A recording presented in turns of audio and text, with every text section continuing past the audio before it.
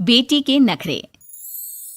महक और मोहन के घर काफी सालों बाद एक बेटी होती है। वो उसे देखकर काफी खुश रहते। उस बच्ची की छोटी सी छोटी चीजों का ख्याल रखते। अरे महक बेटा, चाहे लड़का हो या लड़की, इतनी आजादी नहीं देते, बच्चा बिगड़ जाता है। आपको पता ही क्या है सासू माँ, चुप रहिए। हम दोनों कमाते ही क्यों हैं? इन बच्चों के लिए ना। देखिए तो कैसे प्यारे प्यारे पैरों से चल रही है, कितनी प्यारी लग रही है। अब मैं क्या इसके पैर काट कर बेड पर बिठा दूं इसे? अरे मैंने ऐसा तो नहीं कहा। मेरे कहने का मतलब ये था कि बस करो ना माँ, क्या सारा दिन टोका चाकी करती रहती हो। अरे करने दो ना जो कर रही है। दोनों मियाँ बीवी अपने अपने काम में लग जाते हैं और सास मंदिर चली जाती है। लेकिन बेटी सौम्या घर में तेल का डिब्बा लेकर फैला देती है। घर को तो मैं पराठे की तरह सेक दूंगी। मैंने सारा तेल फैला दिया, अब मैं इसे सेक दूंगी। महक कमरे में आती है जहाँ सारे तरफ तेल ही तेल फैला हुआ होता है। अरे मोहन देखो तो, अपनी छोटी सी बच्ची की हरकत, पूरे घर में तेल फैला दिया। मोहन भी आकर हंसने लगता है। छोटी सी सौम्या को लगता ही नहीं कि उसने कोई गलत काम किया है। वो भी खुश हो जाती है। अब तो आए दिन वो कोई ना कोई नया नुकसान करती। कभी टूथपेस्ट गिरा देती तो कभी डिटर्जेंट। हालत ये थी कि घर का राशन किसी किसी महीने तो 2 बार भरना पड़ता। रोज ये कोई ना कोई नुकसान करके खड़ी होती है। अरे तो क्या हो गया माँ जी, बच्ची है, बच्चों वाले काम ही करेगी ना। आप बिना पता नहीं क्यों उसी के पीछे पड़ी होती हैं। धीरे धीरे सौम्या बड़ी होती है। एक दिन, माँ देखो दरवाजा खोलो, वो ऑनलाइन मैंने जीन्स मंगवाई थी, वो आई होगी। 3,000 दे देना और पैकेट ले लेना। 3,000? ऐसी कैसी जीन्स है बेटा, ये तो बहुत बड़ा अमाउंट है। माँ फालतू बात थोड़ा कम ही किया करो और जल्दी जाओ, वरना समझ लो खाना नहीं खाऊंगी मैं आज सारा दिन। सास वहीं खड़ी सब देख रही थी, लेकिन अब तो उन्होंने भी बोलना छोड़ दिया था। अब तो आए दिन सौम्या के खर्चे बढ़ते ही जा रहे थे। कभी महंगी ड्रेस तो कभी दोस्तों के साथ पार्टी। पैसे दे दो तो ठीक, ना दो तो घर में कलेश। ये सब तुम्हारे ही कारण हुआ है। देख रही हो कैसी हरकतें हो रही है इसकी। रात के 8 बज गए हैं लेकिन महारानी जी घर पर है ही नहीं। तभी सौम्या पड़ोस के लड़की के साथ वहाँ आती है। ओके बाय रोहन, कल फिर मिलेंगे, लव यू।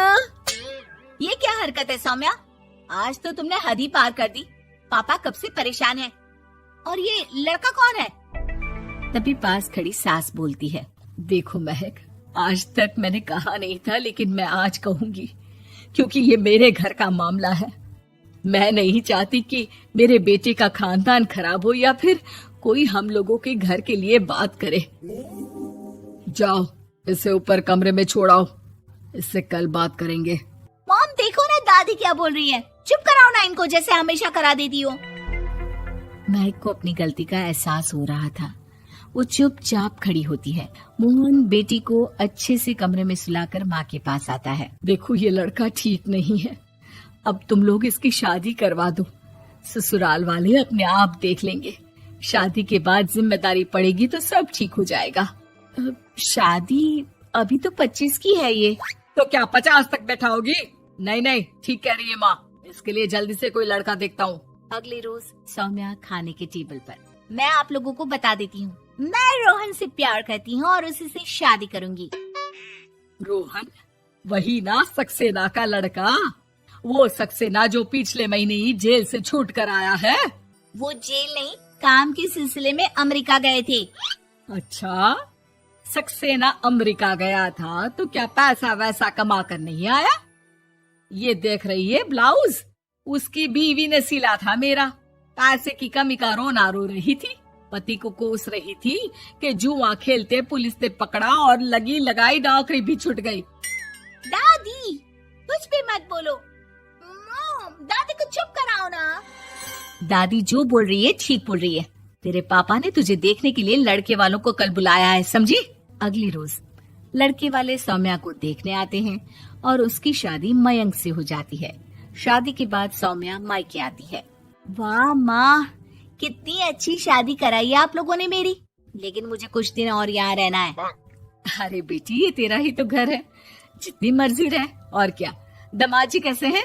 अरे वो मयंक नहीं आया, कल शादी, आज तो अकेले, सब ठीक तो है ना? महक एक बार फिर सास पर चढ़ बैठती है।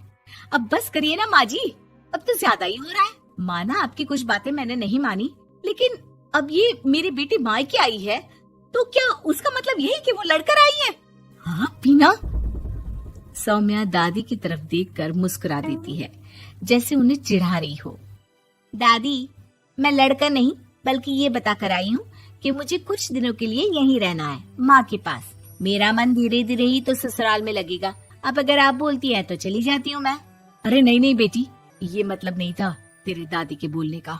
सौम्या कमरे में चली जाती है और अगले ही पल जींस टॉप पहनकर बाहर आती है। माँ, मैं ना अपनी सहेली के घर जा रही हूँ, आने में देर हो जाएगी, खाना मैं वहीं खा लूंगी। सौम्या सहेली के घर चली जाती है। अरे सौम्या ससुराल से आई है, कहीं दिखाई नहीं दे रही। वो सहेली के घर गई है, काफी दिनों बाद बच्ची का मन कर गया होगा। महक, रहने दे अब, इतना हल्के में ना ले। लड़की अब किसी और की अमानत है, घर में इतनी देर से आएगी तो लोग क्या कहेंगे। और होता भी ऐसा ही है। दरवाजे में पुलिस आती है जिसके साथ सौम्या होती है। ये आपकी बेटी है? जी जी, लेकिन क्या हो गया? पापा, मैं और रीना घूम रहे थे तो रोहन वहाँ आ गया। उसने मेरे गहने खींचने की कोशिश की, जब मैंने नहीं दिया तो मुझे धक्का मारकर मेरे गहने ले लिए।